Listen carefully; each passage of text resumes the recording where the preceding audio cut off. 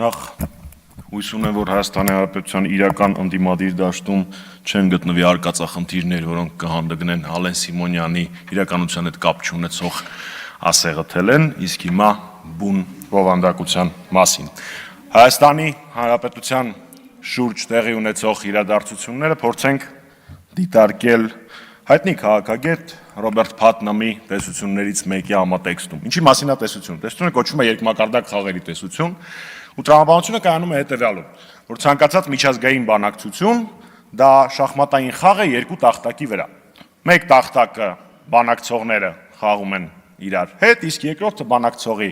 մեջքի հետևում է, որտեղ ինքը շախմատ է խաղում շահային խմբերի, քաղաքական ուժերի, հասարակության, կրոնական կազմակերպությունների եւ այլն եւ այլն եւ այլն եւ այլն։ Հիմա եկեք վերլուծենք այն ամենը, ինչ կատարվում է մեր երկրի հետ։ Նիկոլ Փաշինյանը զիջել է հնարավոր ամեն ինչ։ Այն փաստաթուղթը, որը իրենք խաղաղության պայմանագիր են անվանում, մեջը սահմանազատման մասին, մեր օկուպացված տարածքները ազատելու մասին որևէ տառ չկա։ Այսինքն մեր հողում կանգնած ադրբեջանցին մենք իր հետ բանակցում ենք այդ ընթացքում։ Մեր տղաները գերի են Բաքվում, մենք բանակցում ենք ու նույնիսկ բանակցությունների ընթացքում դրա մասին նշույլ չենք անում։ Չնայած ինչպես Միրզոյան Արարատը վերջերս խոստովանեց, փորձել են, չի ստացվել։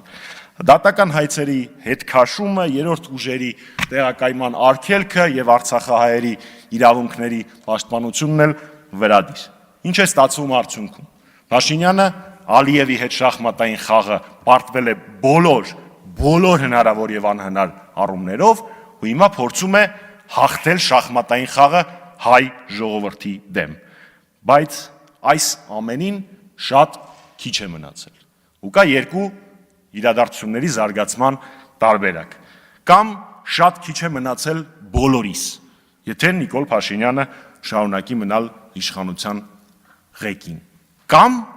քիչ է մնացել ամոթին, խայտառակությանը, պարտվողականությանը, եթե հայրենասերները հաջողության հասնեն։ Շնորհակալություն։ Արտահերթ ելույթով հանդես կգամ ես, նստի։